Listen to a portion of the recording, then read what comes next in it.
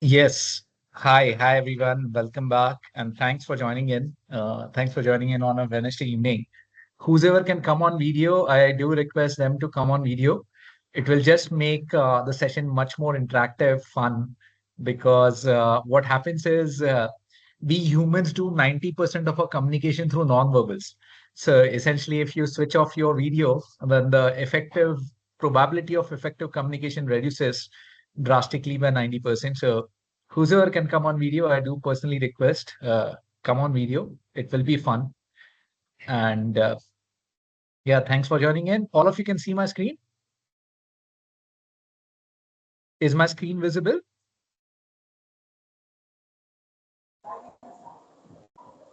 Yes, sir. Yes, sir. Okay, thank you. Thank you. And keep your messages flowing in the chat box.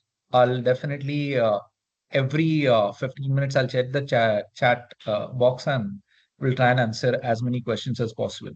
Unmute yourself. We are just a very small number of people, so you can ask me directly by unmuting yourself as well. So today, we just gonna cover very few fundamentals of AI/ML. We'll take a couple of case studies, one in Netflix, one in Goldman, which is the investment banking firm, and also understanding ML applications across different uh, this thing, right? Functions, finance, HR, marketing, ops, supply chain.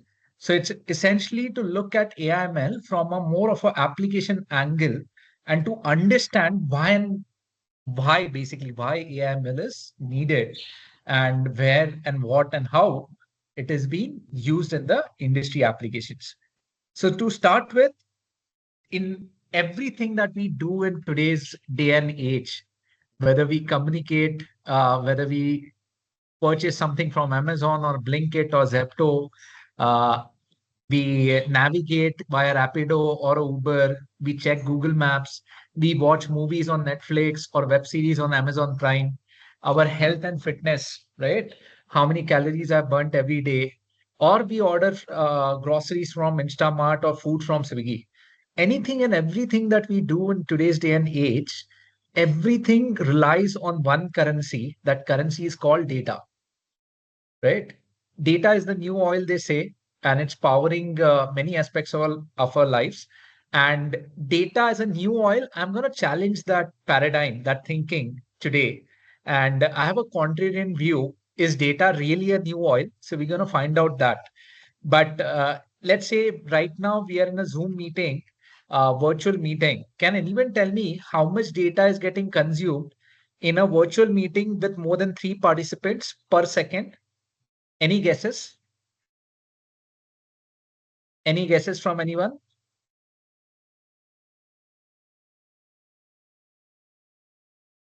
Anyone, guys?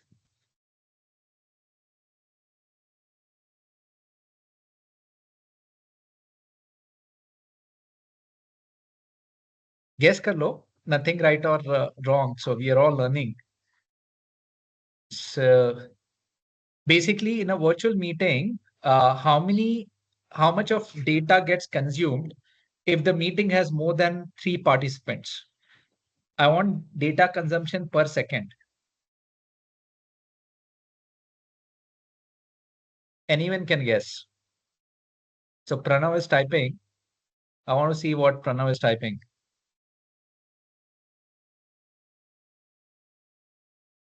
Uh, just a second. Now my setting says do not disturb. Uh, uh, uh,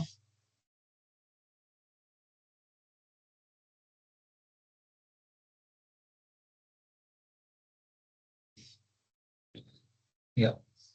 5 to 10 MB, 6 MB. So thank you so much. The answer is very close, 6.5 megabytes per second. So imagine, let's say we are nine members. In next 30 minutes, how much data are we going to get consumed?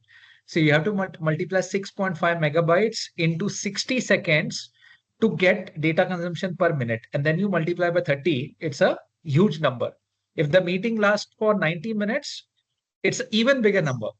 So that is the data being consumed at every second of our lives. And most of this data 99.99% of this data is actually on cloud. So it is being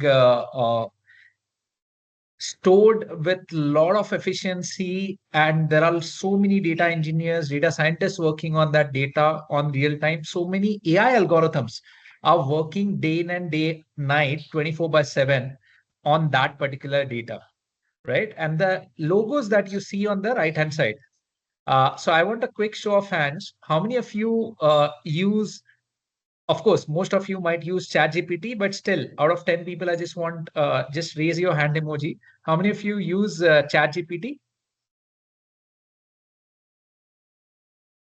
Two people, three people, four, five. Excellent. How many of you use Gemini?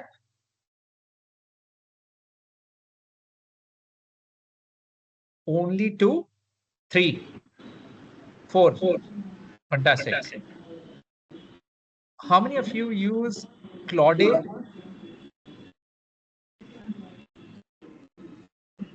Again, four people. No, two. Now I'm sure that very few of you are actually using Grok. I'm 100% sure that very few of you are using Grok. Anyone using Grok, please raise your hand emoji. Just one. And Naveen, two. So here is the interesting thing, right? I want just to understand the magnum and the quantum here. So Grok, uh, essentially in March 31st, shared their financial results. And it was staggering. I was flummoxed. They did a revenue of $2 billion, billion with a B, right? A unknown company which we don't even use in our day-to-day lives. Probably as a working professionals, and few companies and few businesses use that. And they are doing a $2 billion as a business in a single financial year. So I want to remember this, and I'll come back to the statistics. Let's move ahead. So my first question, let's go back in the history, right? In 1850s, there was a gold rush. Suddenly in Australia, in Western Europe, in Northern America, they discovered that world's most precious commodity, gold, can be extracted, can be mined, and can be refined. I'll repeat: mining, extraction, refinement are the three steps involved. They learned that, and then they suddenly started digging in their respective areas. So my first question, right? I'll come to the topic of AIML, but this is very, very important. I'll repeat: it involves mining, it involves extraction, involves refinement. My first question is, in any gold rush, who earns the most? Whenever a gold rush happens, can anyone tell me which party or which stakeholder earns the most in the process? The process is very simple: mining, extraction, and refinement. Anyone?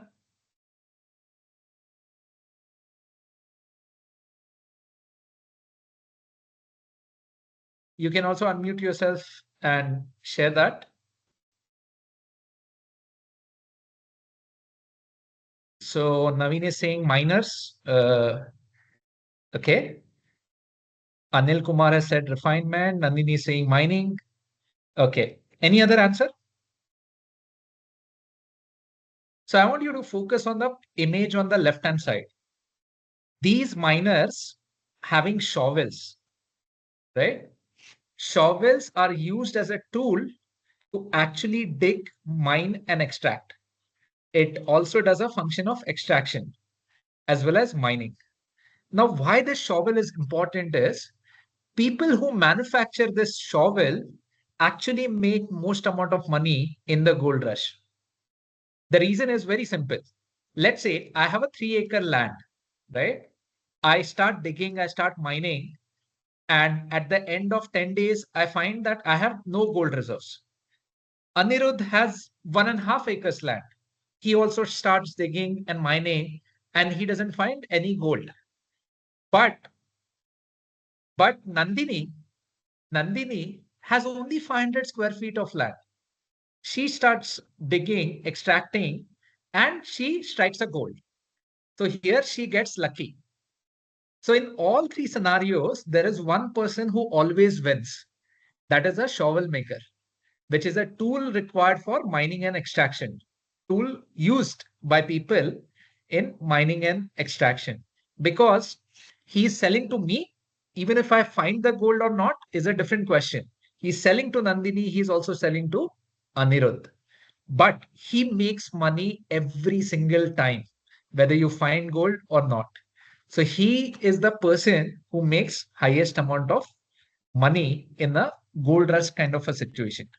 Now let's move 100 years ahead, right? I'm started with 1850 in 1945, right? Somewhere around 1945, what happened was countries in Middle East, Qatar, UAE, Oman, all these countries suddenly discovered that they have huge oil reserves or natural gas reserves.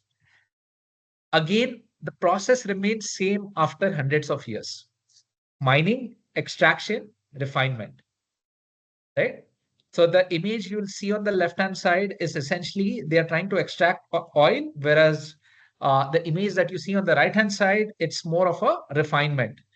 It's still the process of extraction and trying to refine, at least separate certain molecules and alloys from the liquid natural gas or oil that they crude oil they find. So again, the same question. History is repeating itself. Who is benefiting the most? Can anyone answer? Who benefits most in this case?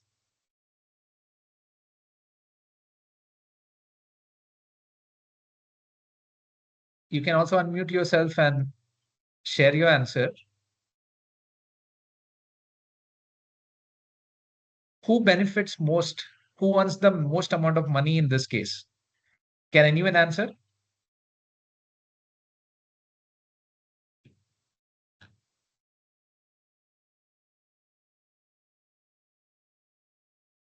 Actually, if you see the logos on the bottom, ExxonMobil is from US, Shell is from Netherlands, and British Petroleum, as the name suggests, is from Great Britain, England.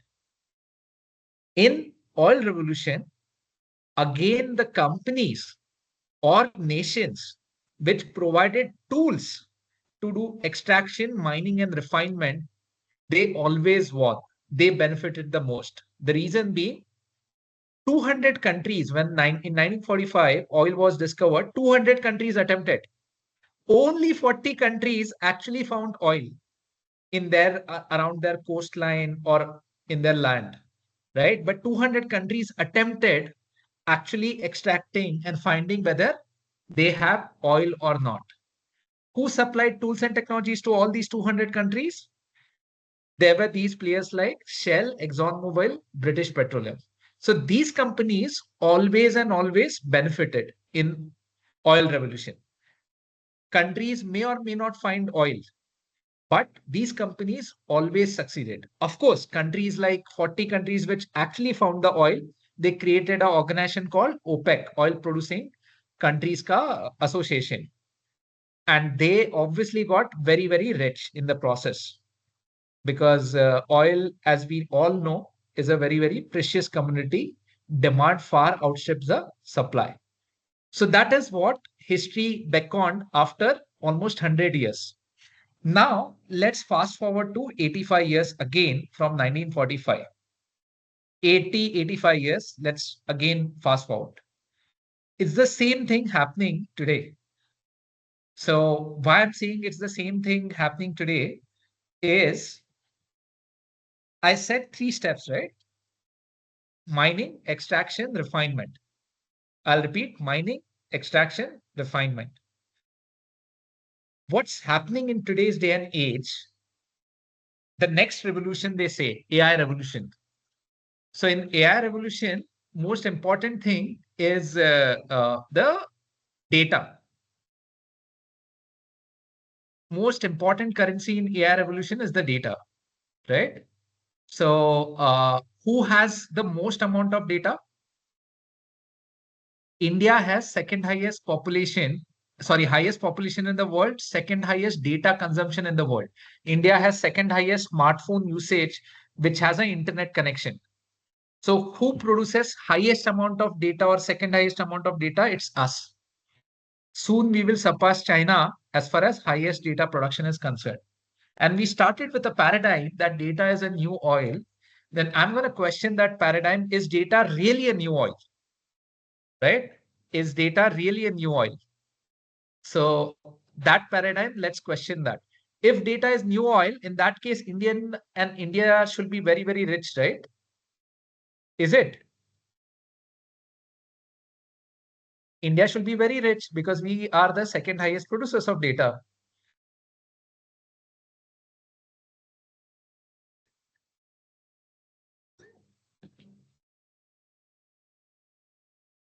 But it's not the case. Why? Because history is repeating again in this century as well. I repeated mining, extraction, and refinement. Companies or nations which have this kind of a skill set, which can mine the data, extract the data, refine the data, are making billions of dollars. And as gave you a statistics, company like Grok, which most of us haven't even heard, is making $2 billion. But who is actually making these companies rich? It is we Indians.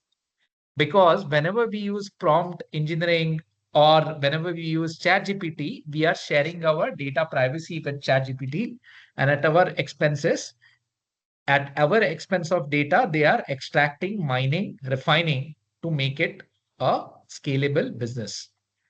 So far with me? So far with me, any questions? Any questions? I'm hoping that all of you have used at least ChatGPT and Gemini. I know few people might have used DeepSeek R1.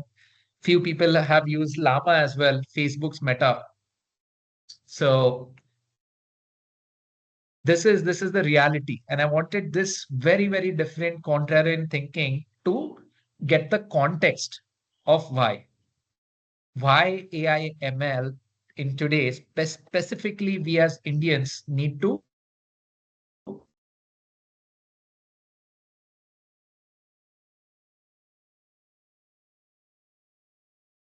action of data, refinement of data, we will never actually benefit from the AI revolution.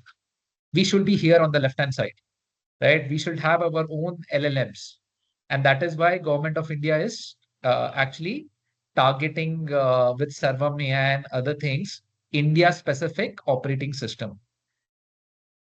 Okay, so very quickly, history of AI. How many of you have seen this movie Imitation Game?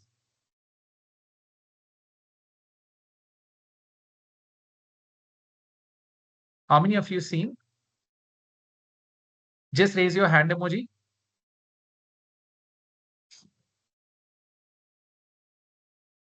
Anil Kumar has seen, Nandini as well.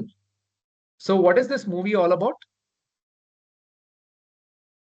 Movie is basically based in the context of World War II.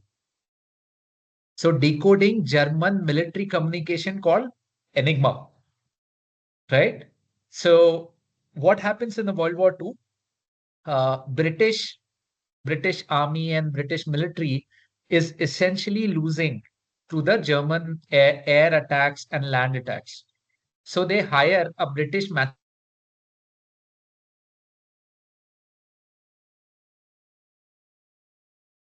scripted communication. And if you can crack the code, obviously you have an upper hand over your enemy. And the movie is based on a life of Professor Alan Turing.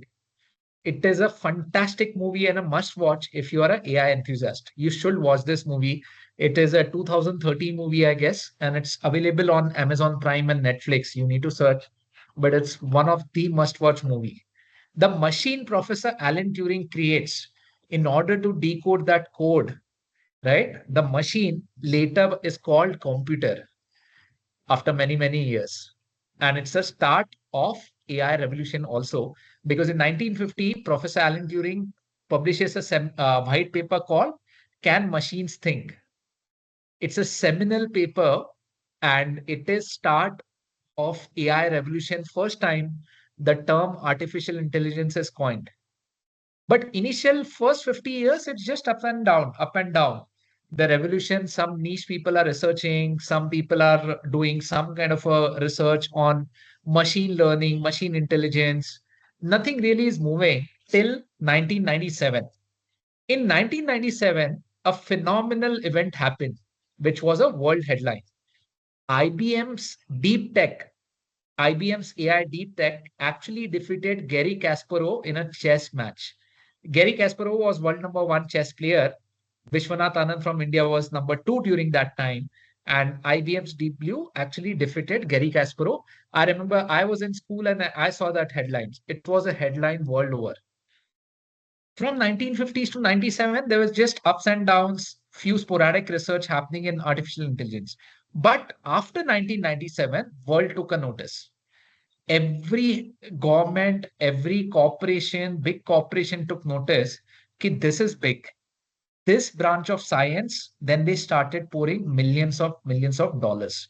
Venture capitalists suddenly realized that this is a huge, huge potential. And that was the start of what we today call it as a AI revolution. So in 1956, the term AI is coined. First neural network perceptron is also devised somewhere in 1960s. And initial 50 years, you see it's up and down, unless in 1997 that thing happened. Gary Kasparov was defeated. From 1997, you see the curve only going up, up, up, up, right?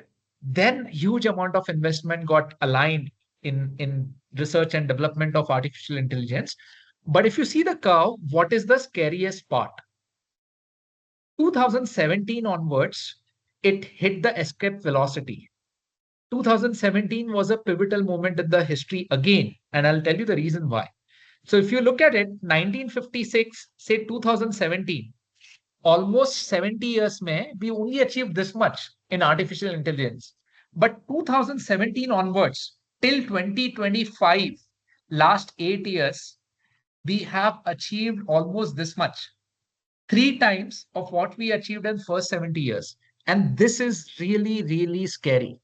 The reason it is scary is the rate of evolution, rate of technological advancement that is happening with every week a new LLM or a new language being deployed is really, really scary. The reason it is scary is so there was a anthropologist who recently published a book.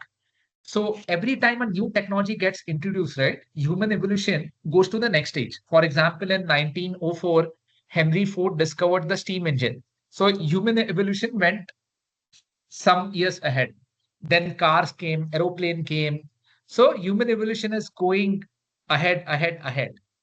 But in today's day and age, the speed of revolution is so fast that every 3 months in AI domain is actually fast forwarding human evolution by 10 years. Every 3 months today is equivalent to 10 years of human evolution. And that is scary.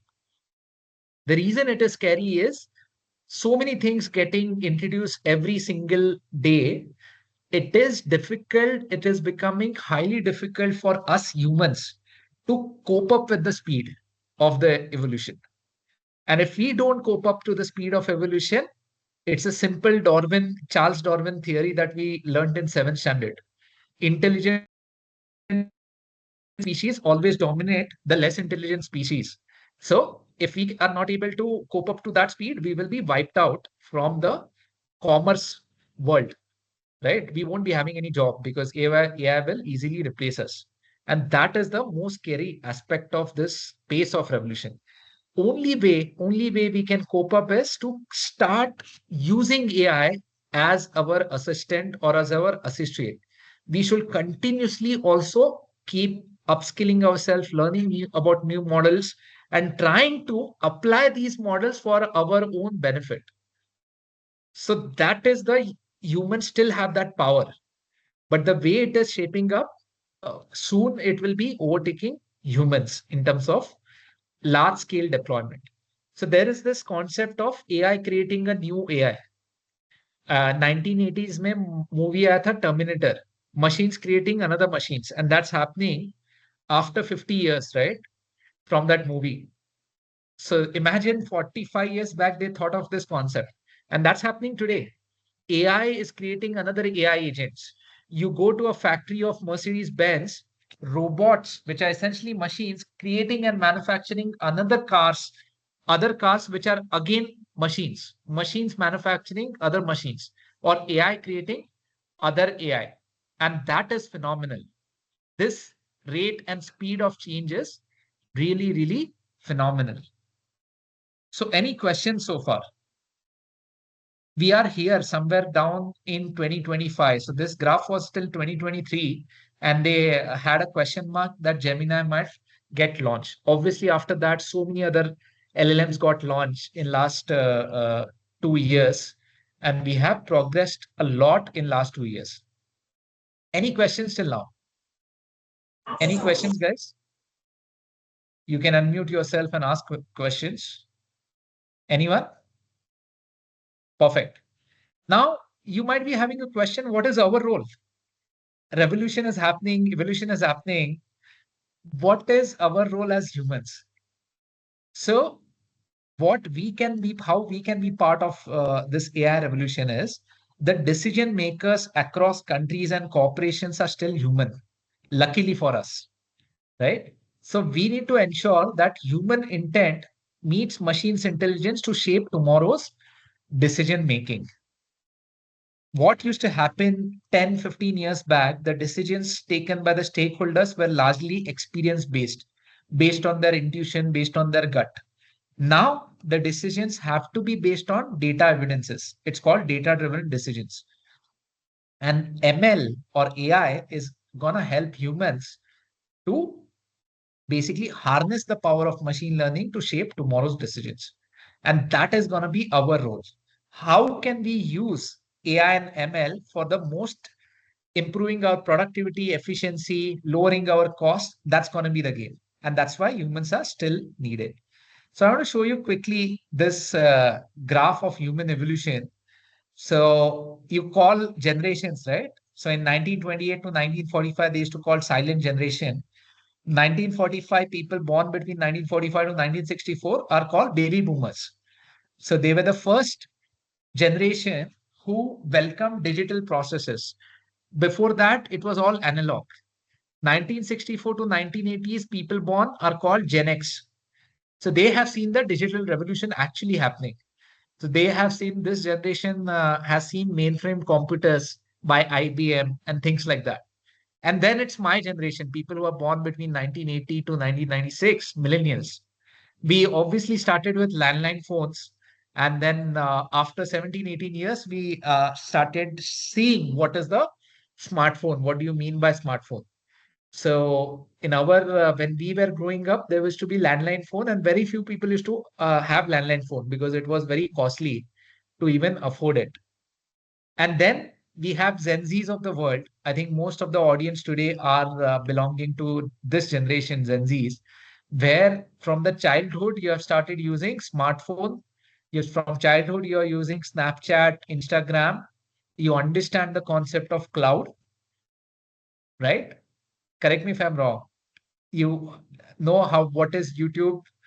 You are kind of an iPad generation, right? From 4 years, the moment you started to read and write, you started using iPad or laptops. People who are born after 2012 are generation alpha. Now, there is a huge difference between each generation, but particularly the generation alpha versus Gen Z, there is a huge, huge difference. The reason being, this generation alpha is born in a generation where augmented reality, virtual reality, and AI and robotics are already developed and at maturity stage. Now it's much more developed, right? Robotics and AI for this generation. So the moment they have started reading and writing, they have seen robots doing floor mopping and cleaning, the circular robots going at every corner of your house and mopping and cleaning. They have seen the immersive experiences. using Apple Vision hardware, right? So they understand three-dimensional world as well. From 2025, people who are born from 2025 will be very, very different. They will be the first generation who will be a AI first generation. What do I mean by AI first generation is generation which at the age of 3 to 4 years, they have started using AI. They have started communicating with artificial intelligence from their childhood. They are speaking to AI, right? They will be starting speaking to AI. There will be AI twins also. Let's say I am Anirudh and I have my AI twin who knows what are likes and desires of Anirudh, what are likes and dislikes of Anirudh. That AI mimics Anirudh in front of Anirudh's friends. So that's the completely new generation that's going to come up. And it's going to challenge the social norms. They will be a generation which has personal assistants, intent based computing, voice, speech recognition. Normally, we type to today, right, to interact with AI. We do on mobile or this way on laptops or machines. This generation is going to use voice driven and contextual usage of AI. Now, it's going to change many things for this because today's product developers need to think about building products for generation alpha and generation beta. Because, okay, I am a millennial or I am a Gen Z, but if I want to make my products work for tomorrow, I need to understand the social context, what's happening in generation alpha as well as generation beta. And this is creating a huge technological as well as human shift of social norms of parenting, right? The institution of family is getting challenged because this generation will be far, far, far smarter than their parents. From 3 years old, they have an access to AI. Most of our parents are still learning, right? Even millennials are still learning how to use AI. This will be far ahead. So it's going to change a lot of social norms as well. Any questions till now? So if you're into product development, start thinking that how do you make products for generation alpha or generation beta? That is very, very important. Any questions? Any questions till now? I can just take a pause. Anyone? Anyone, guys?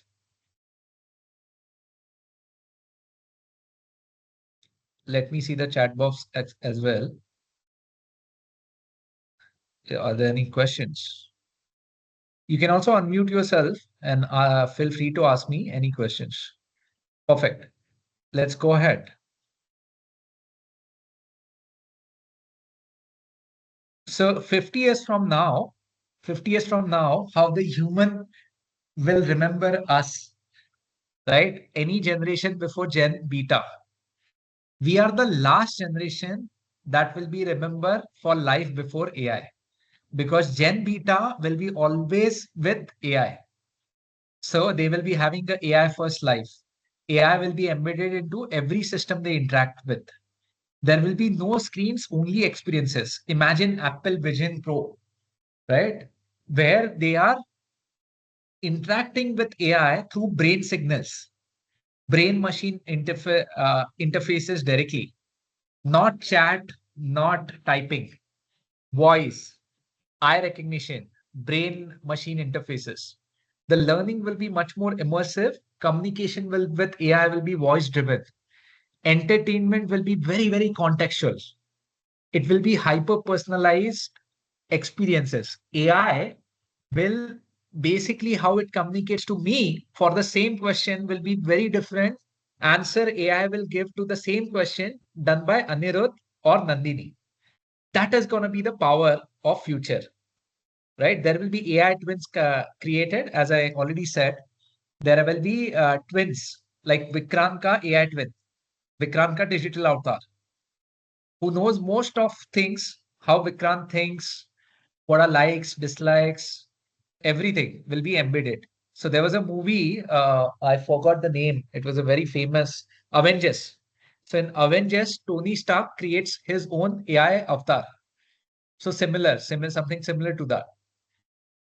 And obviously, agentic AI solutions are gonna replace everything that we do, the traditional workflows. So because we are the last generation that will be remembered before AI, we are also the first generation for ensuring the AI is used responsibly.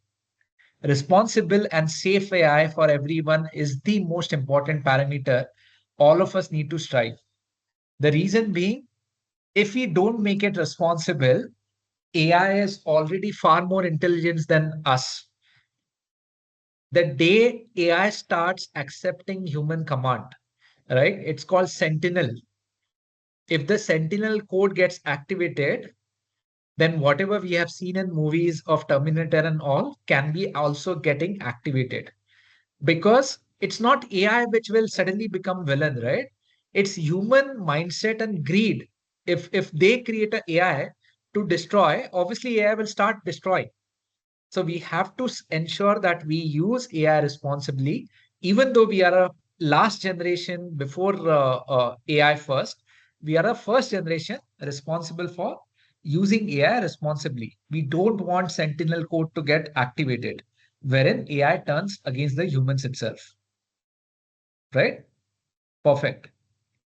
So this is how the history has evolved, and where we are in today. We are seeing a lot of AI being used in decision making, right from a tier 4 village. A farmer is using AI to predict the prices, predict the demand for his produce, for his crop. He is using AI to find the nearest mandi or a market, and also predicting how what will be the price of that. So all of these things are happening. There is a scenario simulation happening, immersive things are happening, zero touch decisions are happening, intent based contextual computing is happening. So essentially, AI, every single second, a new data is getting generated and AI is learning from it. That's how it is started to make personalized decision making at scale. There is scenario simulation happening, what if analysis happening, early warning systems happening, hyper automation of decision workflows is happening at breakneck speed. It's happening very, very fast, right? You ask ChatGPT to take a decision and it will calculate billion data bytes in per second, and it will come at a particular decision. So every single day, as the new data gets created, AI is also learning and becoming more smarter.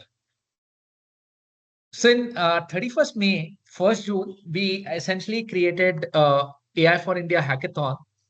And it was our first hackathon at a national and international level. And we had invited Dr. Shailesh Kumar, Chief Data Scientist, Reliance Jio, at our hackathon. And he made a very excellent keynote speech. And I have captured a quote that he made. Every time we have extended our hands into machines, we created tools. Every time we extend our legs into machines, we have created vehicles. And now we are extending our minds into machines.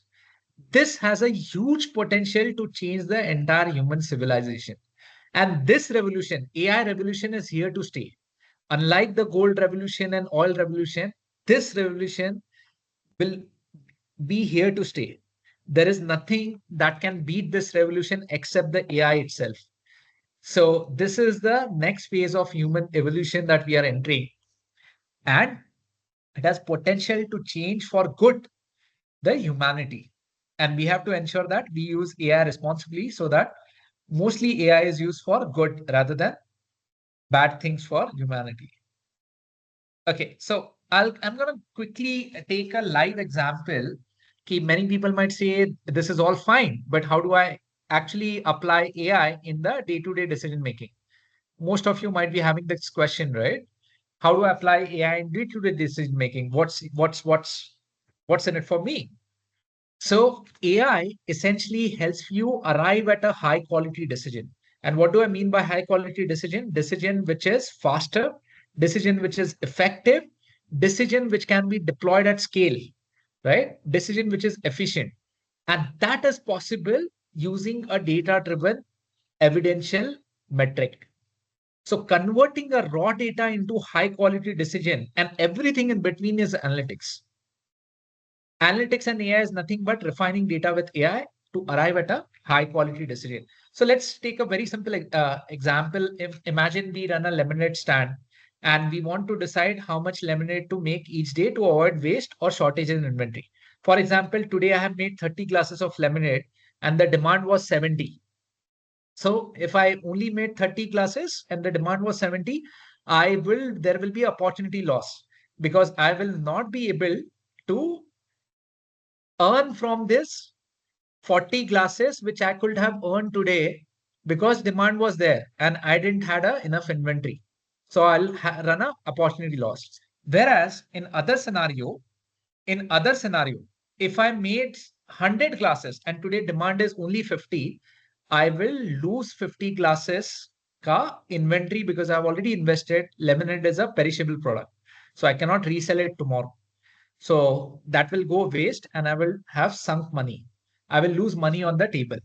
So this is also very, very important that how do I predict the right quantum of inventory to avoid waste or to avoid opportunity loss? So what do I do? So lemonade is a product which essentially also differs. The demand differs based on the weather. In summers, people drink more. In winters and rainy season, the demand goes down. So firstly, what I'll do is I'll prepare 2, 3 data pipelines. One is I will start collecting weather reports of last 6 months to 12 months. I will see how the consumption per day has evolved with respect to the weather reports. I will also study last 6 months ka sales data, number of glasses sold daily per month for past 6 months, last 8 months. I will try and understand the consumer preferences as well, right? Let's say there will be one data pipeline to understand consumer preferences. Do you want a salty lemonade? Do you want a sweet lemonade? And based on that, I will infuse that data pipeline in my research and forecasting. So I have a historical evidence of how many glasses I've sold vis-a-vis the weather. And I'm also putting last 6, 12 months ka consumer preference data. And I put that into a machine. Let's take mixer grinder as that machine, which first AI tools will clean, analyze the data. They will remove the null values, outliers. They will do the data cleaning. They will also start doing pattern recognition, right? So they will try and identify with mathematical correlation. If the temperature was 38 degrees Celsius, how many glasses have we sold? If the temperature was 28 degrees Celsius, how many glasses have we sold? So it identifies the sales increase on hot days and decrease on rainy days. It will start doing predictive analytics. Over a period of time, as we feed more data and data pipelines of a longer tenure in this machine, it will start predicting with 95 to 98% accuracy. So over a period of time, AI will get so smart that it will say that tomorrow, if you are in Hyderabad, and tomorrow, let's say the temperature outside of Hyderabad will be 38 degrees Celsius, then you will approximately sell 113 glasses of lemonade. That precision will be required for a business like ours, let's say in this example, as a seller of lemonade, because then I will only do the wastage of an inventory or an opportunity loss by 5 to 10% because 95% accuracy will be given by AI. And that is the power of AI, right? It enables high quality decisions. It enables AI suggest making, let's say, 100 glasses of lemonade for tomorrow based on predicted demand. And you prepare just right, you avoid inventory losses and other things. So any questions till now? Any questions so far with me? I'm just taking very, very simple example just to understand the history and the context of AI evolution. Any questions till now? Nanil, Nandini, anyone? So far with me, guys? Any questions, any comment, any feedback? Am I going too fast? Should I slow down? Or am I going too slow? Okay. Perfect. So let's go ahead, right? So I will essentially skip this. So people ask, this is a favorite question, especially for non-computer science people in BTech, in BBA and MBA. This question is asked, right? What is the difference between AI, ML, deep learning, and that data science? So I will essentially not go deeper in the question, except I want you to remember two things. AI is a broadest umbrella. Basically, it refers to a science which can mimic human intelligence, whether it's problem solving, thinking, decision making. So AI is the broadest umbrella. A subset of AI is machine learning. Machine learning is one approach with AI. It allows machines to learn from data, improve performance without being explicitly programmed as a rule-based system. So it allows machines to learn from data and do auto pattern identification, and based on the pattern identification, auto learn. That is machine learning. Deep learning is another subset of machine learning. It's a further subset where we are using complex neural network like human brain to make sense of very large and unstructured data. That unstructured data can be in the form of images, voice, text. So imagine in an airport, right? 300 passengers have deboarded from an aircraft, and there is a camera, a CCTV camera. So at a real-time basis, all the 300 passengers it's capturing. And I want to analyze, let's say I want to find Anil in that 300 passenger. Anil is my friend, and I know he was coming from so-and-so flight. How do I do that? I will need very sophisticated deep learning algorithms like convolutional neural networks to actually pinpoint with certain accuracy my friend Anil. That is deep learning, right? Now, people ask, what is data science in that case? So, data science, like AI, is at a horizontal level. It's like a broader science. It's a broader discipline focused on cleaning the data, analyzing the data, culling out meaningful insights. It uses mathematics, that is statistics, visualization, and sometimes machine learning as well. Data science can include AI/ML, but not necessarily always, because I can use purely statistics without using any tool to come out with high quality decision. Basically converting raw data into high quality decision. I don't need AI/ML always. Without using any tool also, I can do that. So in such cases where I generate decision dashboards through statistical test, I may not require AI/ML. So data science is another broader branch of science. To see it visually, just imagine this concentric circle. AI is broadest circle. Machine learning is a branch of AI. Neural networks is a branch of machine learning. Deep learning is a branch of neural network. And obviously, what you call today generative AI is actually using neural networks that generate data that is similar to data it was trained on. So it's even sophisticated branch. So to visualize this, just have this image in your brain.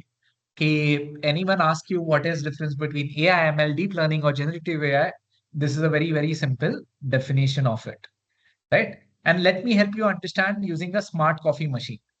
So for example, if you want to understand so that you remember for life, artificial intelligence is like giving your coffee machine a brain so it can make intelligent decisions, like automatically brewing your coffee when you send it senses you are awake.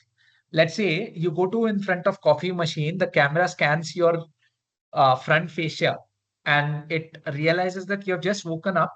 So machine will make a cappuccino for you, a strong coffee. So that is machine will try and act like human. That is artificial intelligence. Machine learning is it is now learning from your human behavior. Your coffee machine starts learning from your habits. For example, you like strong coffee on Mondays, you drink at 7:30 a.m. on weekdays, 9 a.m. on weekends. It understands the pattern, programs itself, and tries to deliver the coffee accordingly, right? Machine learning learns from the patterns from the data instead of being hard coded. It's not a rule based algorithm. It learns and make immediate changes based on the patterns and the trends it identifies. That is the beauty of machine learning. Basically, it's let's say a program, it can handle out of syllabus questions because it doesn't rely on rule based programming. It can handle out of syllabus questions also. And that is why this branch is very, very fascinating branch as of today. So what is deep learning? We all understood machine learning from a coffee machine context.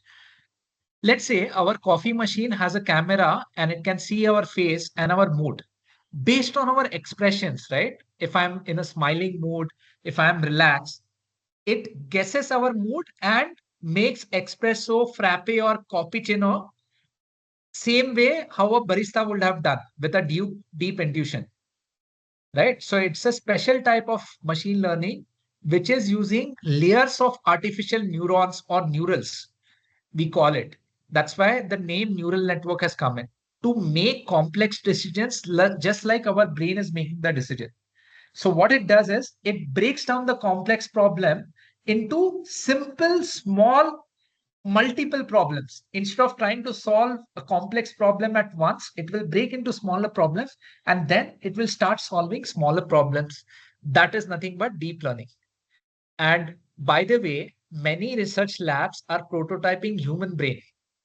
They are trying to understand how human brain functions, like what kind of neurons or neural signals our brain sends to all other organs.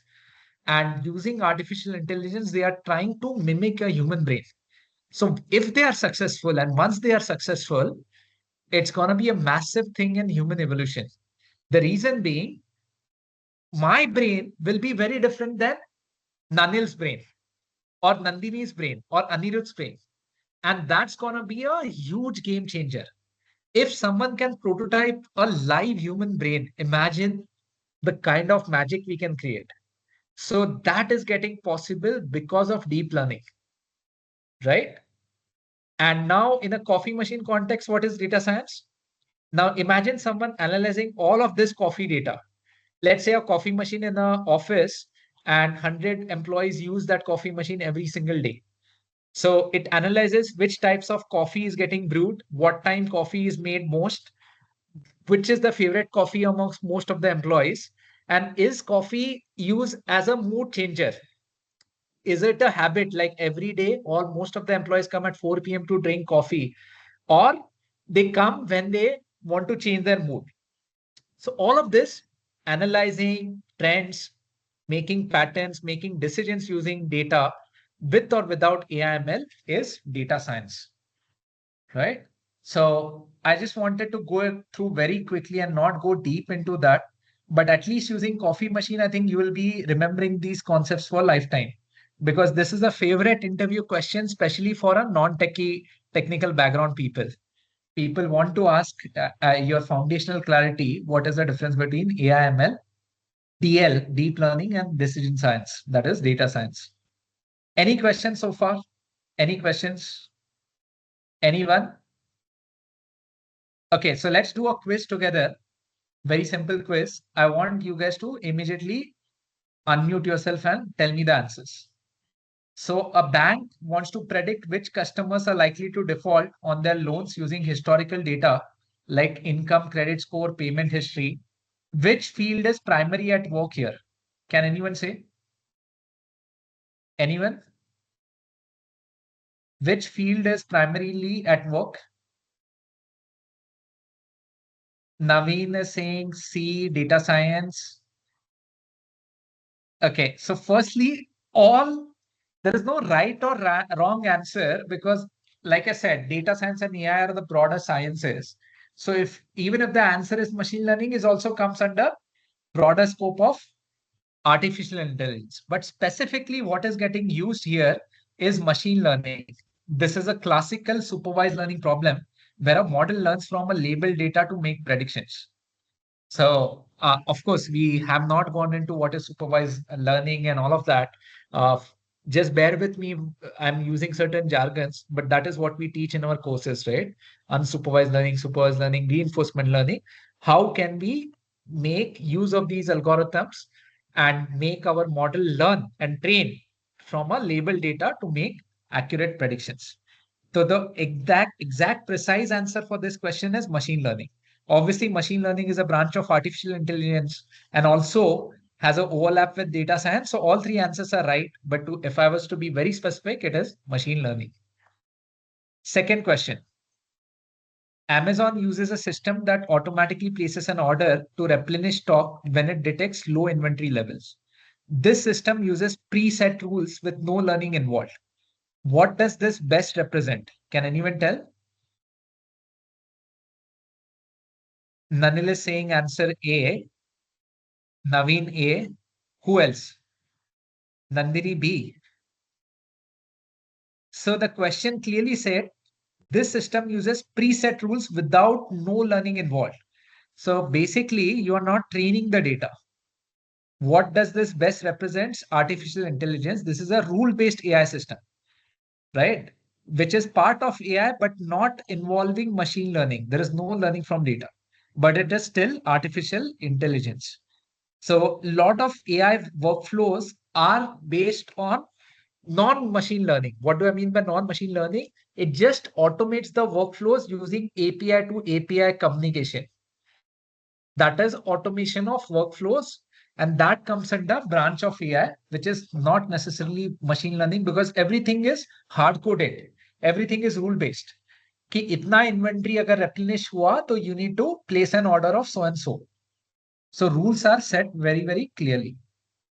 So far with me, hope you have understood why the answer is AI and not machine learning in this question. Okay, next question. Any questions? Any questions? Let me clarify because this is very important. This is very important for the foundational clarity. Any questions? Why the answer is A or why not B or C? Anyone? Clear hai?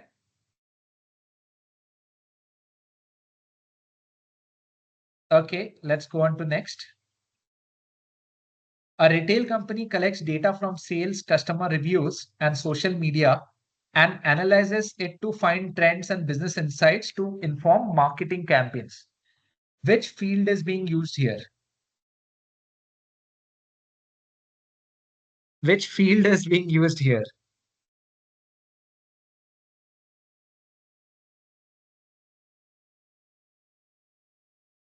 Uh, Nanil and Naveen are saying A. So I'll go back to the definition of data science. Data science is all about understanding trends, patterns, and making decisions using data. Let's see the question again. It is collecting data from multiple sources. It's analyzing to find trends, business insights to make high quality decisions. Basically, the marketing campaigns is nothing but decisions, right? So the field that is getting used here is data science. It involves extracting insights, often using statistical methods without always deploying AI/ML models.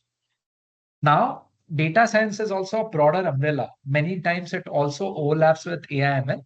But like I rightly said, you can use pure statistics, pen and paper, or using Excel without using Python libraries to still analyze and extract insights. That is why it's still under the broader topic of data science. So far with me. Okay, the last one before we move on. Last question. Netflix system analyzes your viewing history, automatically recommends new shows that you are likely to enjoy. This system gets better over time as it learns from your behavior. What is this an example of? This, or everyone is saying B because it's very direct in the question. This is machine is learning. It is recommending based on your viewing history from the past. So answer is machine learning. Obviously, machine learning is a subset of AI. So if someone says AI, even that is a right answer. But in a very specific context, this is machine learning. As this predictions will automatically improve if more amount of data is getting collected. More and more days you spend on Netflix, their recommendation engine obviously gets better and better. So far with me, guys. So far with me. So what is a Turing test? So during Turing test, what happens is there is a human questionnaire and it asks series of same question to both respondents. One is a human, one is a machine. The questionnaire then tries to decide which terminal is operated by human and which terminal by machine, looking at the answers to the responses. So he's sitting in a different room and he has designed the questionnaire. And in one room, human is answering, in other machine is answering. So based on the responses, if a questioner can assess कि ये answer human ने नहीं दिया है, ये answer machine ने दिया है, then Turing test becomes applicable. So Turing test should be applicable, especially when you are submitting college assignments or college exam papers. So there should be a Turing test involved to see whether you have used ChatGPT in your project or it's your natural answer. Am I right? Yes or no? Yes or no, guys? Okay, I'm just kidding. I'm just kidding here. I'm just joking. Okay, so I will skip this rule-based logic of reactive machines. It's a part of machine learning wherein we first ask machines to, for a particular symptom, do next is this, right? So, for example, if I have a cough, I can train a machine. In that case, first always check the temperature of a person. If I have a high temperature plus cough, then check dehydration or hydration levels of a person. If I have a cough plus temperature plus dehydration, these are the symptoms of bronchitis. Get the X-ray done, whether the person has bronchitis or not. So this is how machine gets trained for a rule-based logic. So I'll skip this and I'll directly go into one example we will do live together. I will be creating a live website on lovable.dev and we will do a hands-on exercise because at least one exercise we should do, right? So before that, very quickly, I want to take 5 minutes, spend 5 minutes on the Netflix case study. Netflix is one of world's most valuable brand. It is surpassed Google as the most valuable employer also. Like people aspire to work in Netflix. It's a FANG company. It has over 230 million subscribers worldwide. And if I ask anyone what has been the Netflix ka secret success story, can anyone answer? The answer is given on the slide itself. Can anyone answer? What is the secret success story of Netflix, which gives it advantage over Amazon Prime, Hotstar, and other OTT platforms? Anyone? Anyone? Just attempt. No right or wrong answer. We are all learning.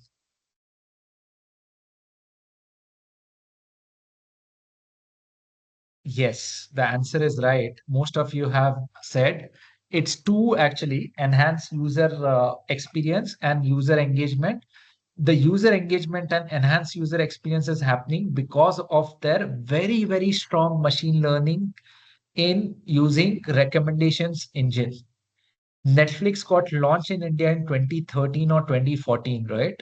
But the recommendation engine is at least 10 years back, like not 10 years back from now. I'm saying before 2013 itself, their recommendation engine used to be very, very powerful. Amazon Prime and Hotstar are implementing recommendation engines just from 2019. And yet the Amazon Prime ka recommendation engine is not so powerful the way Netflix has it. Because क्या होता है, a typical news show on Netflix only has about 35% chance of succeeding. But Netflix original content success is 93% of time. It succeeds. Why? Because of this very powerful Netflix recommendation engine. So how does the recommendation engine works is essentially they use predictive algorithms to create taste communities. What do I mean by taste communities? That is cluster of people who have same viewing habits and preferences. For example, me and Anil both like action movies and we both watch it after 9 p.m. Our shows or movies on Netflix. Then we are essentially part of similar taste communities. They use a lot of data pipelines. They use data on demographics, age, gender, language, location, right? Whether which devices you are using. iPad में देख रहे हो, TV पे देख रहे हो, smartphone पे देख रहे हो, because the content you see on smartphone and iPad is very different that you will watch on TV along with your family. So they use all of these data pipelines. They see time and date a user watched a title. Their machine remembers that. Ki, okay, in 2017, you have watched this particular show at this particular time during your birthday. Netflix will remember that. They understand your watching patterns, whether when have you paused a show, when have you watched multiple same episode 5 times, which movie you have repeated. All of that machine is understanding, right? Whether an entire movie or a web series what got completed or have you left it in between. What was your browsing history? How many number of searches and what was searched for? All of that is being catapulted and studied to come out with taste communities and basically identify your personalized watching patterns. Because Netflix has 7,000 plus titles, and every week it is adding at least 20 new titles. So for every user on a screen, I cannot show all 7,000 titles, right? So I will use your watching history to only recommend certain things. And they have 230 million users across the globe in 160 countries, 190 countries who are using Netflix content in multiple languages, right? In their own local languages. So what to show to whom? I repeat, what to show to whom at what time? I repeat, what to show to whom at what time is the magic of machine learning, is the magic of recommendation engine of Netflix. A very simple example, let's say I have watched Crown on Netflix. Crown was one of the biggest web series, uh, right? And Crown basically had this lead, Olivia Colman as the lead. Now, if I have watched Crown, search algorithm may reflect you prefer strong female leads, period dramas, shows for Anglophiles. Anglophiles is essentially British culture loving kind of a shows, right? And it will learn that my favorite probably actress is Olivia Colman. And now, by learning from this, it starts recommending other Olivia Colman shows or other British shows. So my Netflix recommendation may include things like Bridgerton, Broadchurch, Great British Baking Show, which might be actually wrong, but it has assumed at first level. Obviously, it will keep learning every single day, and over a period of time, its recommendation will become more and more accurate. But this is how machine thinks. I just wanted to show you how the machine thinks. We covered this, right? What all data pipelines it uses in the making certain recommendations. Another very simple example, let's say Forrest Gump is the movie and someone is a romance movie buff. The person will be more interested in a movie if artwork shows Tom Hanks and Robin Wright, who is the actress of the movie. Whereas someone who has tendencies to watch nostalgic films made in 90s and Netflix want to show Forrest Gump, which artwork it will show me is a scene from that Forrest Gump movie where he's sitting on a bench, right? Where he's distributing envelopes and chocolates. So that scene will be shown to me if they want to create a nostalgia. Especially people from 90s remember this movie. It was very hit movie and it had cult following. So this is how Netflix is creating a magic. Indian example. Let's say if Nanil is a fan and let's say Anirudh is a Rana Duggabatti fan. So for Nanil, which movie poster, same movie, Bahubali, but the poster shown is very different for both the audiences. So if someone is a Rana fan, you will see a right hand side poster. If someone is a Prabhas fan, the same movie will be shown with this poster. And if someone is none of their fan, then middle poster will be shown to them who are like basically they don't have any liking for a specific user. Then a common poster which is shown in the middle will be shown to them. This is how machine learning gets deployed at scale. Another quick example. So there was a very famous web series of called Stranger Things by Netflix. What they did was they had 10 different trailer cuts of the content that they expected to be popular, right? And for different taste communities, different set of audiences, they will show different Stranger Things cut trailer, and the teaser creative also will be different. For example, if I like horror movies, then I'll be shown a trailer and a teaser or a visual from bottom right. You see here, right? If I prefer adventure sort of movies, then I'll be shown a trailer and a teaser which is on first row middle, the second from the left in the first row. Let's say I have just recently watched Friends and that kind of a movie, then what it will be showing me? It will be showing me middle row, first from right or third from left, that kind of a teaser. So for every audience, if I can contextualize, if I'm a romance movie buff, they will show me the same web series ka third row middle wala trailer cut and middle wala image. So this is how Netflix, a big company, is contextualizing, personalizing your viewing experience. Now, obviously, at the back end, very, very sophisticated algorithms are at play. I will not go deep into this because I've not covered as part of the session. I don't want its session to be sounding too technical. So I'll not go deep into supervised learning, unsupervised learning. What do you mean by content-based filtering? I will leave it to the detailed classes, but this is what is happening in Netflix. Clustering is a very simple technique. I can spend time on it. So clustering basically groups users with similar taste and provides recommendation accordingly. For example, me, Nanil, and Anirudh like action movies. They Netflix clusters all of us in a same cluster. Let's say who prefer action thrillers or horror thrillers. And whenever a new title gets launched in this genre, it will be always reaching out to me, Nanil, and Anirudh. So that's the power of clusters. Uh, in terms of process of machine learning, there are simple processes.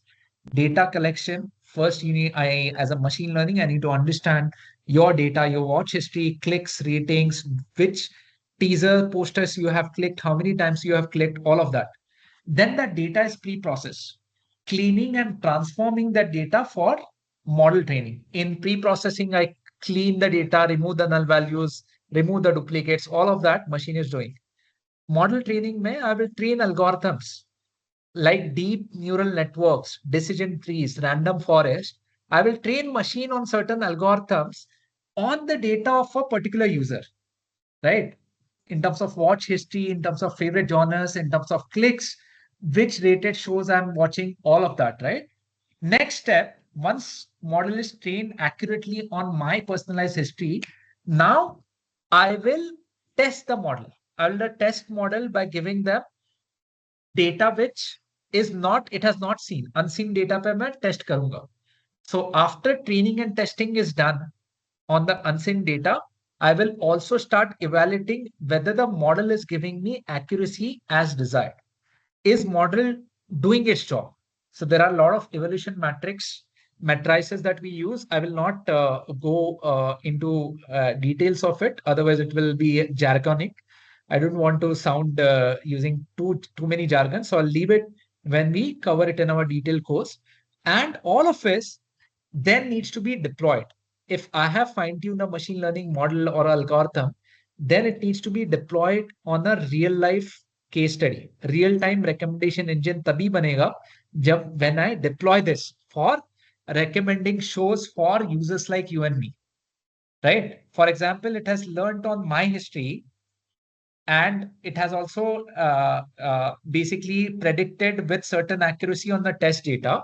Then I'm confident कि okay, now let me give Anil's history and let me see how using Anil's watching behavior, where machine classifies Anil in which category of taste communities. That is how machine learning algorithm works at backend, right? Now, all of this, what is the business value for Netflix? 80% of a content watched on Netflix is discovered through its recommendation systems. There is significant increase in user satisfaction and retention rate if recommended content देखा है किसी ने users ने तो very high chance the user gets retained for a long time and billions of dollars get saved by reducing the churn and enhancing viewer engagement because churn is the biggest problem of Netflix. As of now, customer churn, people not renewing every month is the biggest problem of Netflix. And if I can solve that using machine learning, then there is a direct business outcome I can create. So far with me, I'll stop sharing the PPT. So far with me, any questions? Let me take a pause before we actually create a live product. I want to show a live demonstration of the power of AI/ML. But so far with me, Naveen, any questions? So Naveen, you are from which organization, which college or organization if you are a working professional?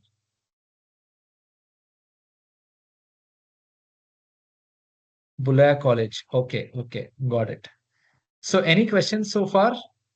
Shruti Mai, Lakshmi, Nanil, any questions so far?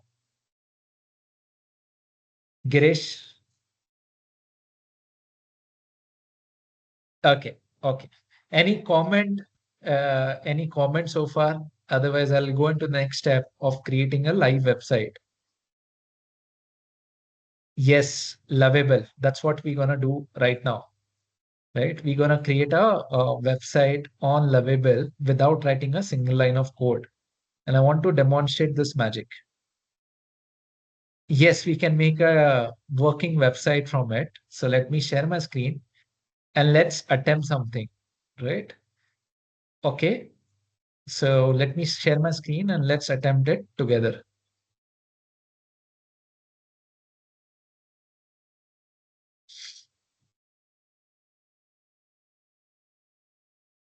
Let me know if my screen is visible. All if you can see the screen. So essentially, basically, uh, what I'm sharing is ThinkMates 12 by 12 website, which we have made using Lovable. So 12 by 12 is essentially our recent courses that we have launched on 21st of June to be precise. We have launched three courses, ThinkMates AI/ML for non-techies, ThinkMates AI and Generative AI for getting into tech product leadership roles, and ThinkMates Business Analytics and Decision Science course.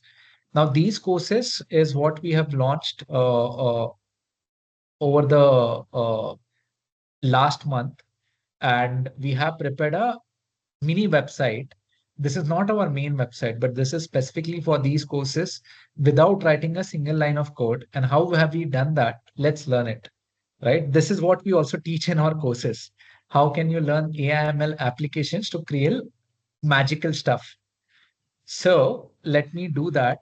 Let me first I showed you the website. Now, how do I do it? We will learn that as well. So, okay. So what we will do is let me go back. Let me open the level on the screen. One sec. So I'm just sharing my screen. And if you can see out here,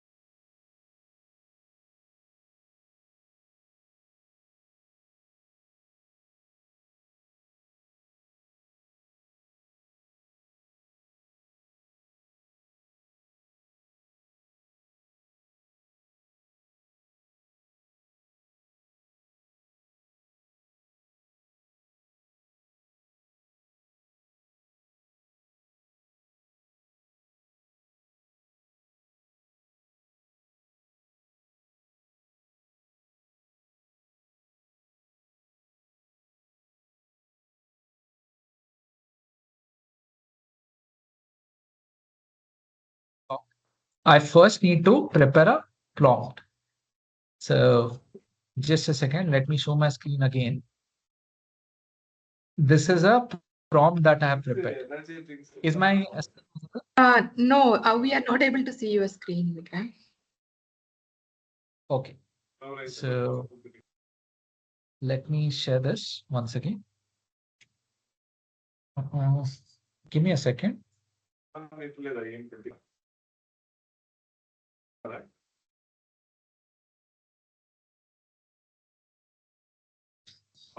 Can you guys see my screen now? Yes, we can. Yeah. Word Okay. document file. Okay. Yes, someone needs to mute his voice, probably Girish. Let me mute him. Yes, thank you, Girish. So essentially, this is the prompt I've written to make a website on Lovable. First, what I will do is I'll attach the ThinkMates logo because I want the styling and design of the web to be precisely on that. I will explain what is the concept of the website. What is 12 by 12? What is the meaning of it? Why, what, and how? I will explain in the first paragraph. In second paragraph, I have just given them the detailed course. What is the course all about? 12 different modules that we have. I've just given them the basics of it, right? Details of it. So second and third paragraph is nothing but the course, the modules for each of the three courses, and how much time allocation we are doing for each of these three courses. So what I'll again go to the lovable.dev and let's do that prompt. I'll copy paste the prompt and let's see the magic. So let me share my screen once again. Are you able to see Lovable? Is my screen visible? Yes, yes. We are able to see. Okay, so what I'm doing is I'll just copy paste the prompt, including the title. I'll first attach the ThinkMates logo. Let me attach the image.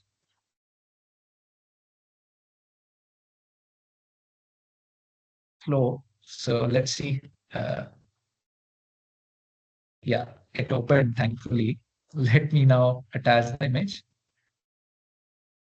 I go to logos. I go to ThinkMates logos to share. Okay, so I have attached a logo, it's attaching, and then I will copy paste the prompt. I guess today also I have a very slow internet. It's taking a lot of time. It should get attached normally very, very fast. Okay, till the time it attaches, let me, okay, logo is attached and I'm putting a prompt on it.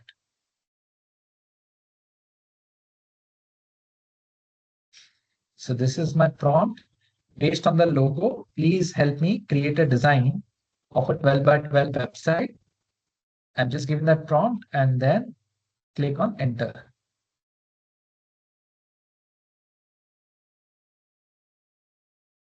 So now it will go in the creation mode.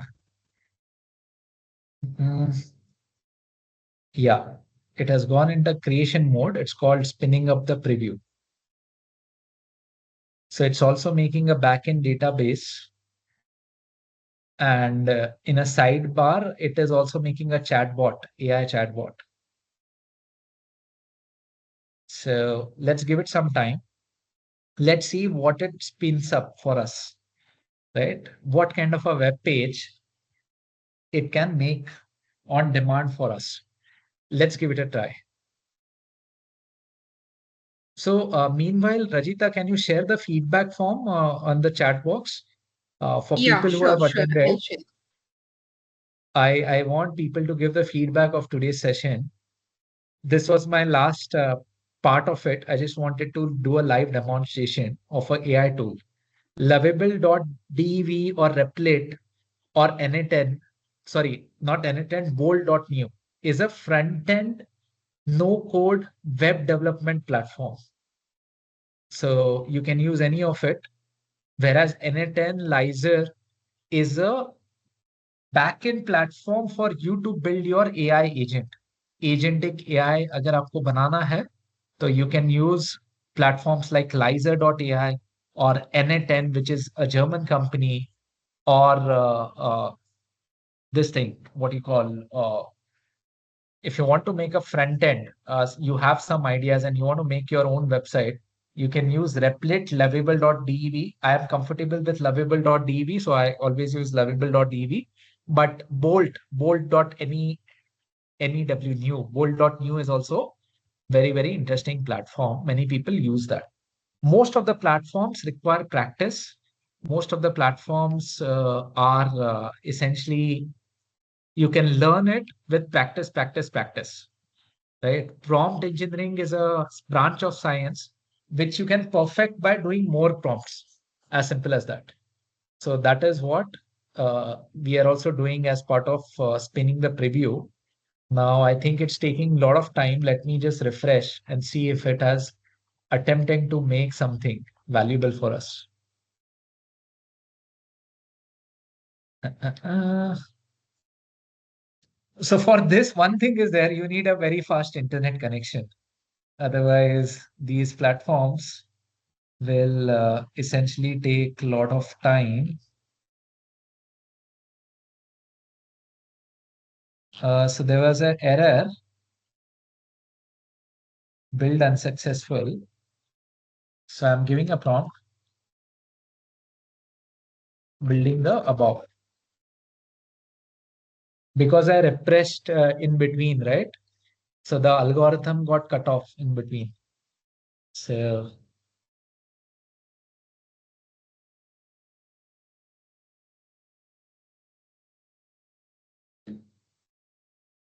uh, uh, uh, uh. So there was a JSON error. It's still working. So it is fixing itself. Okay, build is still unsuccessful.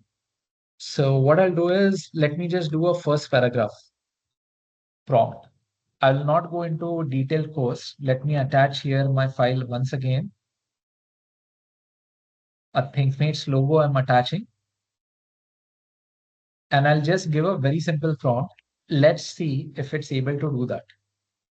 So sometimes the algorithm gets confused and it has many errors. So it has to be removed. Errors have to be removed step by step. Since we are short of time, I'm directly asking it to make a very simple prototype instead of making a full-fledged website. So I've given that 12 by 12 prompt. It's working. And let's see what it can achieve.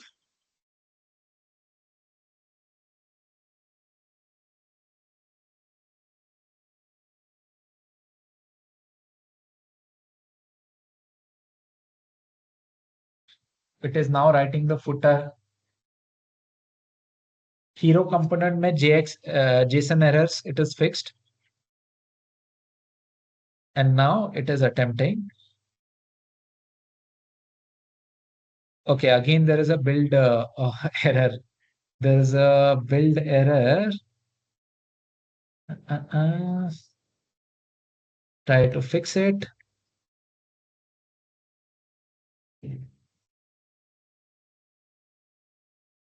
Unexpected token.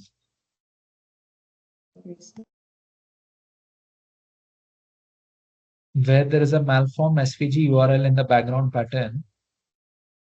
Okay. So this is also a great demonstration कि AI will take time. AI is not perfect. It makes so much of errors. Uh,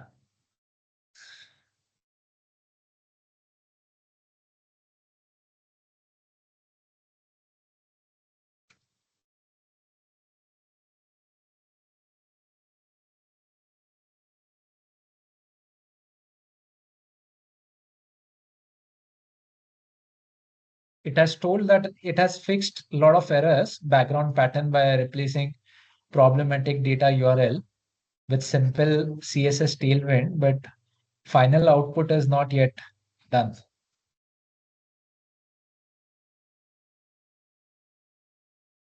Uh, so it's saying that website is fully functional, but I am not able to see the website. So let me just refresh it.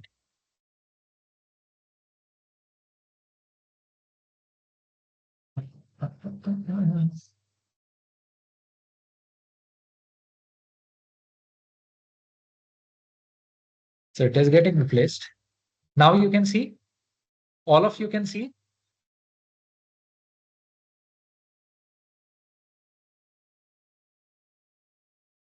Guys, can you see on your screen? A web page is getting created. A clickable web page introducing ThinkMates 12 by 12. There is a ThinkMates logo. It has courses, it has features, it has contact details. I click on view all courses because I'm not filled the detailed information, right? Because it was getting errors. But at least first level, with a small prompt of 18 lines, I'm able to create this prototype. First course, AML for non-tech is this is the price, this these many hours, these are the top outcomes. Second course, third course. Why choose ThinkMates 12 by 12? AI itself has written this. I have not given any command. AI itself has learned from a pattern and made that. Ready to transform your career, enroll in any of the courses. Footer it has created automatically with LinkedIn, Twitter, all of that. So if you can see, I have prepared probably a working clickable prototype. You click on courses, it will go into courses. You click on contact, it will go into contact, right? You click on features, it tells you features of ThinkMates 12 by 12. What are the unique features? So this is the power of AI, sir. This is the power I wanted to demonstrate to all of you. This is the full-fledged website. This is how it looks. Can you guys see my other screen? Are you able to see the other screen?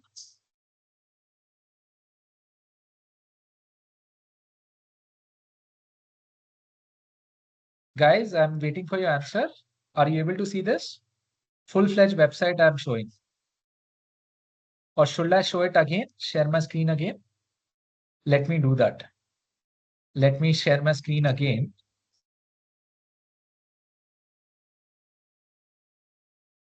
Right. I'm sharing my screen again.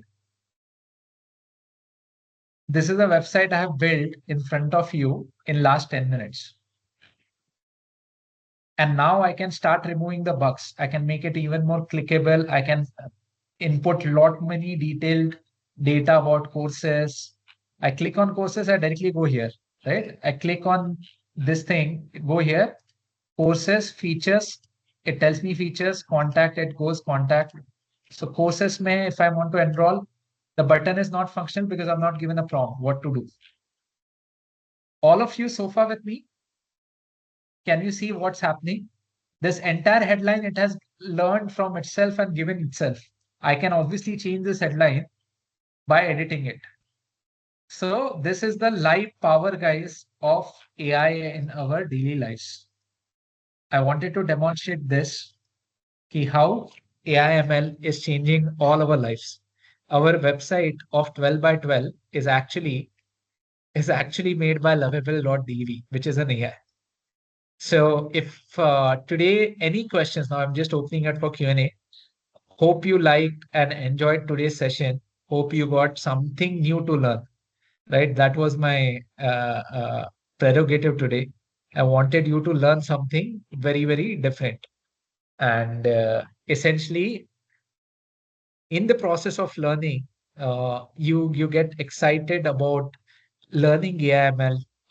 So that's what we do for living at ThinkMates. We teach data science, AIML, and business analytics to students as well as working professionals.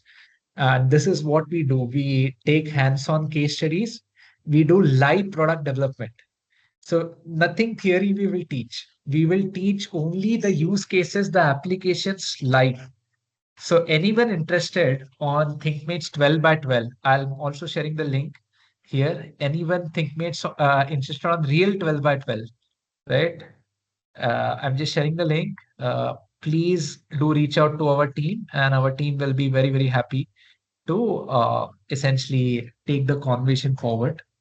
I'm also sharing the number of our counselors. One of the counselor is Shailaja ma'am. So I'm just sharing Shailaja ma'am's number as well for anything you require. You can reach out to her and she will be very happy to help you.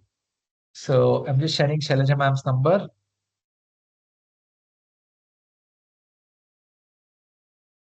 Right. So anyone, any thoughts on today's session, anything you want to understand, any feedback, any comment, happy to take it. Hopefully you got to learn something new, a different perspective towards AIML, a different journey altogether. And that was my entire mission or agenda for today, that to get you excited in the world of AML. And the most important thing was in today's session that after 25 years, this opportunity is there with us. You don't need to be engineer. You don't need to be from BTech background. Forget computer science BTech or AIML BTech. You don't need to be even an engineer to be participate in AIML. AI/ML after 25 years is giving an opportunity for all of us. AI is very, very inclusive. I have not written a single line of code and I have demonstrated a product in front of you, right? I have demonstrated in 10 minutes of product development.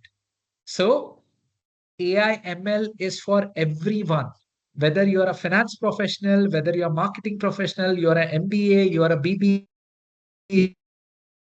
whether you are essentially accountant in a company, you're from operations, anyone and everyone can participate in AI revolution. Using no code AI tools, all of you can participate. And this is the beauty of AIML. And I will rather say all of you should participate in AIML revolution because the pace of revolution, the speed of revolution is so fast that if we don't implement and learn AIML today, we will be left out. The speed of revolution is happening, the technological evolution is happening so fast. Every week, a new large language model gets released. Once a new model is released, you need to learn how to apply the model for your own business business problem or your own personal problem to solve it. Only by applying, you will learn. In the process, you will learn. And you will then find intricacies which LLM model works, which doesn't for your personal use context. That is very, very important, right? So that is how you keep practicing, you keep learning. And this is a very, very exciting field. Obviously, you will learn really, really lot of stuff by implementing AIML in your day-to-day life. And thank you, Girish. You also attempted a website. You're saying it's impressive. The subject is very, very impressive. So definitely do fill up the feedback form. I've just given my teammate has just given a feedback form in the chat box. It will help us to improve. It will help us to change the content, right? We will be doing such interesting workshops, online webinars every week. We have a target every week. We should keep coming up with very different stuff, right? A stuff which challenges your thinking and stuff which helps you understand what is happening in the world of AIML.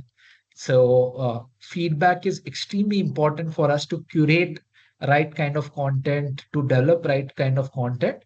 And like I said previously, do give your feedback. If anyone is interested in ThinkMates 12 by 12 course, please reach out to us. We'll be happy to enroll you.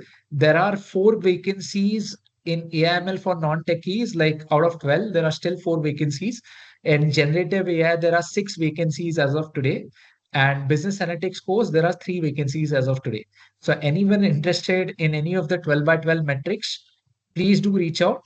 12 by 12 was launched on 21st June with a very simple concept that we want to make AI ML affordable, and we want to take AIML education for non-techies.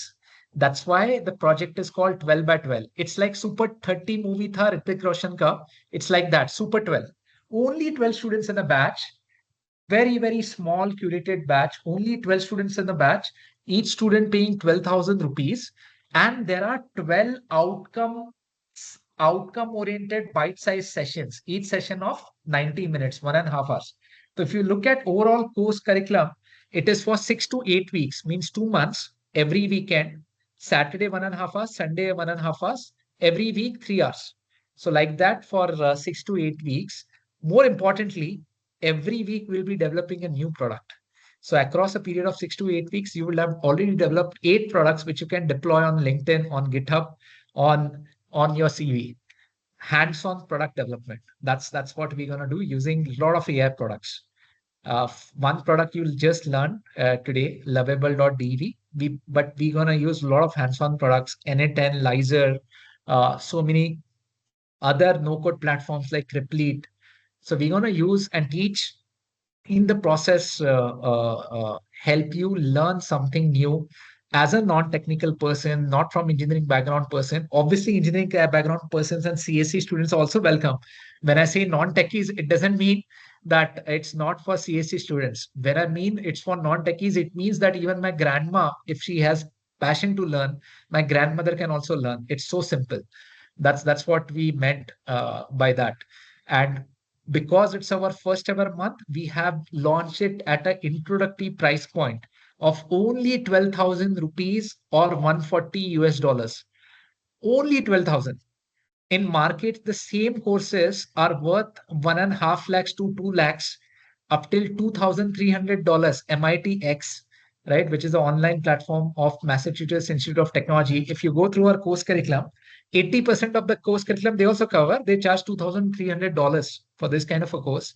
Indian players charge 1.5 lakhs to 2 lakhs. Some people are charging 30, 35,000, and we have launched it at 12,000 because our vision is only 12 students in the batch, and each student should not pay more than 12,000. So this is our introductory price offer that we are doing as far as launch is concerned. Obviously, in month of August, we cannot give it at this pricing because we cannot afford this kind of a pricing. This is like a huge discount, huge steal, because most of our tutors are from companies like Google, Amazon, uh, Netflix, Apple, right? If I'm getting tutors from these companies, Microsoft, Google, Amazon, Apple, then obviously they need to be paid heavily and they need to be compensated well. And we are only bringing industry practitioners. We don't have any academician coming and lecturing.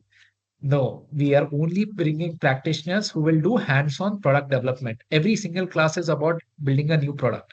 So we'll have a line of stellar tutors. You can see on our webpage as well. Some of them are very senior product managers, principal product managers, group product managers. Some of them are even directors in their companies. So they learning from the best and with people with many, many years of experience, you will get to learn something very, very different. So that's the prerogative of ThinkMates. Learn something and then impact the world around you with whatever you learned in AIML.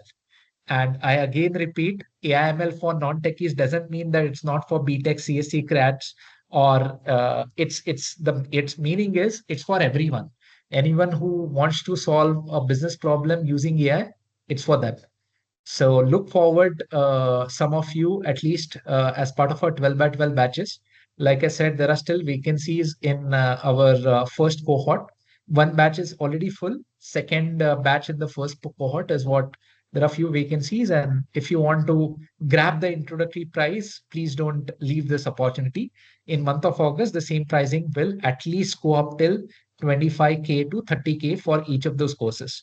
So look forward to being part of the first Super 12, Super 30 ka batch, and let's create a magic together.